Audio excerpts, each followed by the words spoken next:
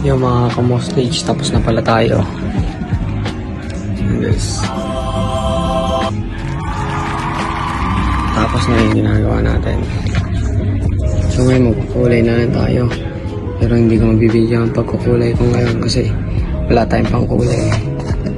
Yung mga kamo-stage, hanggang dito na lang. Like and follow and share. Bye bye.